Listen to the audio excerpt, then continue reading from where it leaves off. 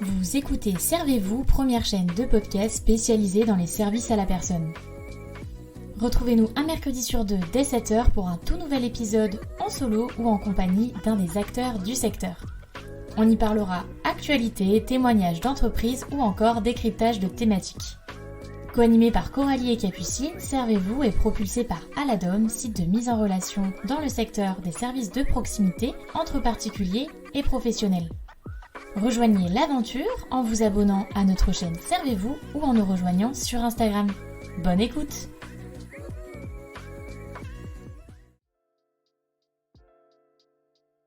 Hello à tous, on se retrouve aujourd'hui dans un tout nouvel épisode et cette fois je suis en solo. Ça faisait un petit moment que c'était pas arrivé puisque c'est vrai que tout au long de l'année on a accueilli pas mal d'invités et les dernières fois où j'ai fait des épisodes en solo c'était pour parler de l'actualité dans notre rubrique C'est servi et aujourd'hui j'ai eu envie de changer un petit peu, notamment puisqu'à l'approche de la fin d'année je me suis dit que ça serait intéressant de faire un petit checkpoint, une petite analyse du secteur mais surtout de revenir sur une enquête qu'on a pu réaliser en interne donc chez Aladom.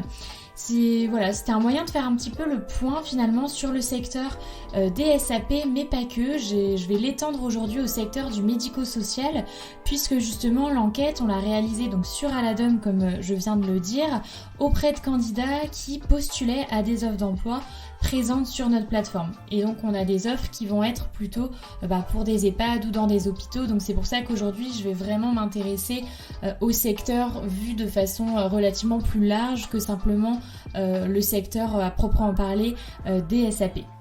Donc voilà, c'est vrai qu'aujourd'hui on va du coup s'intéresser aux résultats de cette enquête. C'est pour ça que je me permets aussi en introduction de faire un petit warning on va dire en disant justement que ça correspond à des réponses qu'on a eues, donc c'est un panel de personnes, ce n'est pas forcément une vérité absolue.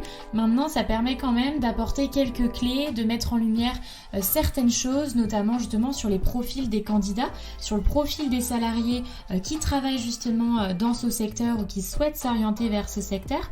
Ça permet aussi d'appréhender leur réaction face à une offre d'emploi, ce qui les freine, au contraire ce qui les motive. Et voilà, c'est vrai que comme tous les jours sur la chaîne, on parle vraiment de valorisation du secteur, qu'on a pu présenter des métiers, qu'on a pu parler notamment beaucoup aussi de recrutement, de mutation, etc. dans ce secteur-là. Je me suis dit que finalement, on n'avait jamais pris vraiment le temps non plus de s'appuyer sur des vrais faits, sur vraiment ce que veulent les candidats d'aujourd'hui. Et je me suis dit qu'un petit épisode qui revient justement sur cette enquête, ça permettrait de mettre un petit peu les pendules à l'heure, on va dire, et de se baser justement sur des résultats plutôt concrets qu'on a obtenus en interne. Alors si la suite vous intéresse, je n'ai plus qu'à vous souhaiter la bienvenue dans cet épisode qui va vous donner les quelques clés pour comprendre qui sont et que veulent les candidats de ce secteur. Déjà, qui sont justement les travailleurs de ce secteur ? Eh bien, 83% ce sont des travailleuses, effectivement. C'est un secteur qui est majoritairement représenté par des femmes. Il faut savoir également que 76% ont plus de 30 ans et que 58% de ces salariés ont des enfants. C'est une donnée qui est assez intéressante parce qui permet quand même de comprendre à peu près la tranche d'âge de ces salariés, des personnes qui travaillent dans ces métiers-là, et de comprendre aussi que si 58% ont des enfants, c'est que derrière, il y a une vie de famille, il y a d'autres choses justement à penser. Ça peut vous donner aussi des indices de ce qu'attend le salarié dans son travail et qui va vouloir combiner sa vie de famille et sa vie professionnelle. Et ça peut justement être assez intéressant si vous êtes employeur pour comprendre qui sont ces profils, quelles vont être leurs attentes et comment justement bien entamer la communication avec eux. Donc en parlant d'employeur, je vais parler justement d'emploi. Donc toujours selon notre enquête, 51% des répondants étaient actuellement sans emploi, ce qui montre donc quand même une forte demande. On remarque aussi que l'activité la plus recherchée, donc toujours dans ce secteur bien évidemment, c'est le ménage à 51%, puis les activités liées vraiment à l'aide à la personne, alors que les activités comme le bricolage ou le jardinage arrivaient plutôt en fin du classement. En termes de recherche et de type de contrat, c'est le CDI qui prime et qui représente 79% des types d'emplois recherchés, quant à 7% qui sont eux à la recherche d'une alternance. Donc là aussi c'est quand même assez intéressant puisque même si ça reste une faible part, on en a parlé dans un des derniers épisodes du podcast, l'alternance ça peut être un levier assez intéressant pour vous en tant qu'employeur mais aussi en tant que salarié pour justement commencer une activité professionnelle, monter en compétences tout en vous formant. Donc voilà, je trouve assez intéressant de le souligner puisque c'est quand même 7% justement de nos répondants qui se retrouvaient dans ce cas-là.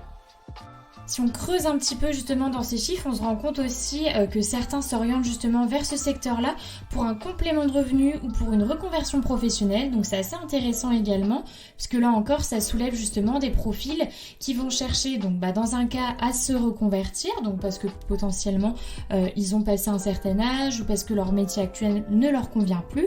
Mais le complément de revenu c'est assez intéressant parce que ça peut vous permettre aussi de dessiner des contrats assez différents et avec justement des horaires en décalé, etc. C'est des profils qui justement peuvent être intéressés par ce genre de petits contrats avec des petites horaires puisque potentiellement à côté ils ont déjà une activité ou qu'ils sont père ou mère au foyer par exemple. Dans un second temps, on a essayé de s'intéresser aux raisons qui pouvaient pousser justement un salarié, donc toujours du secteur bien évidemment, à quitter son poste. Toujours parmi nos répondants et selon notre enquête, je préfère le préciser à plusieurs reprises parce que c'est quand même important de montrer encore une fois que c'est pas forcément une généralité. Le but de l'épisode c'est vraiment de vous donner des clés, mais voilà, parmi nos répondants, c'est le manque d'équilibre justement vie privée et vie professionnelle qui arrive en tête. C'est pour ça qu'en début d'épisode, je mettais en avant justement l'importance de comprendre qui sont vos salariés, mais vraiment avant même qu'ils soient salariés, je dirais presque de connaître qui sont les candidats qui postulent à vos offres pour comprendre justement qu'en fonction justement de leur vie privée, leur vie professionnelle doit correspondre, doit s'allier justement pour vraiment que tout ça s'embrique correctement et que le salarié se sente épanoui finalement. Et c'est vrai que quand on regarde justement ces chiffres-là, on se rend bien compte que c'est un levier qui est super intéressant puisque c'est la raison principale des départs justement de ces salariés. La deuxième raison est donc à 24%, c'est le manque d'épanouissement professionnel, puis à 23% le manque de perspective d'évolution. Donc ça c'est vrai que c'est quelque chose qui revient souvent et c'est une problématique que les employeurs nous ont souvent dit en passant sur la chaîne en tant qu'invités. C'est un secteur qui permet pas forcément de proposer énormément de perspectives d'évolution. Je reviens encore une fois sur un dernier épisode qu'on a réalisé où justement l'employeur s'exprimait sur le fait que l'alternance pouvait être un moyen de proposer justement aux salariés une forme de tutorat on va dire et de formation où justement ce salarié-là va se sentir valorisé puisqu'il va accompagner et former un potentiel prochain collègue et voilà ça peut aussi donner des pistes d'évolution à l'intérieur de la boîte et lui permettre potentiellement de s'épanouir davantage. Évidemment, ça va passer aussi par potentiellement le fait de proposer des formations ou des montées en compétences, même si je le sais bien et on l'a souvent rappelé sur la chaîne, ça peut être compliqué justement parce que c'est pas un secteur qui permet d'avoir un énorme champ de possibilités en termes justement d'évolution. Mais ces raisons-là, elles sont quand même hyper intéressantes et elles démontrent bien en fait l'importance et la notion du bien-être qui prend de plus en plus de place, du moins dans l'esprit des salariés et des candidats aujourd'hui. Et effectivement, l'entente avec les collègues, l'équilibre encore une fois de vie privée, vie perso et le bien-être sont vraiment les éléments les plus importants pour les salariés du secteur. C'est à la fois ce qui va les pousser à partir s'ils ne les trouvent pas, mais c'est surtout ce qui va les pousser à rester si justement ils les retrouvent dans la société dans laquelle ils évoluent.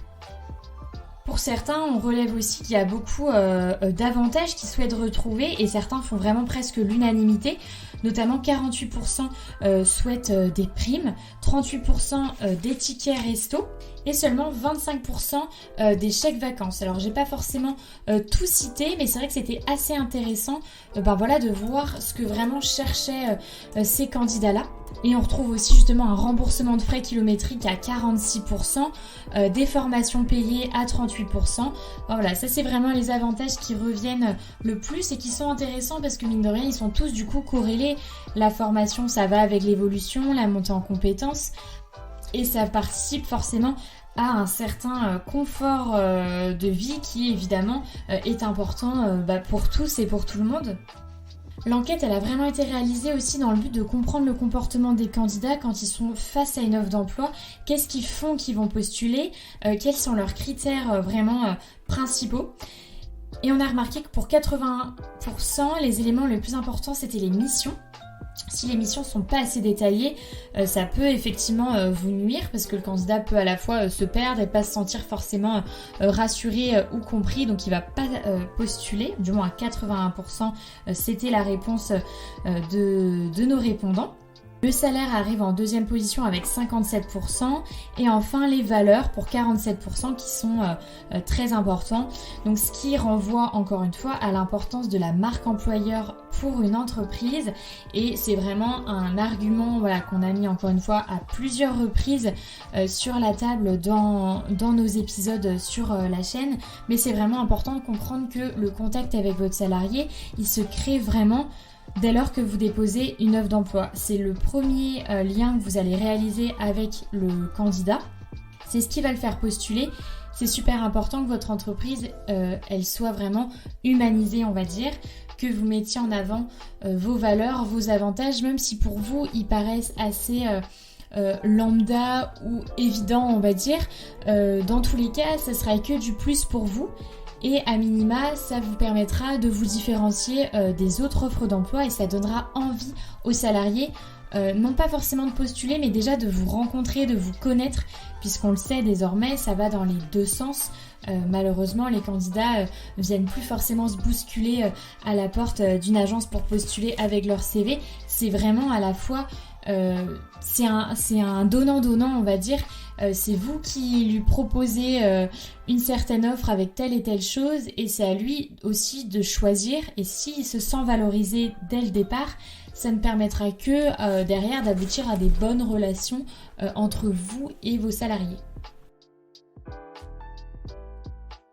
À l'inverse, du coup, forcément, il ne postule pas donc si les différents critères que j'ai énoncés juste avant ne correspondent pas, mais il y a aussi évidemment la localisation qui compte pour beaucoup, pour 67%.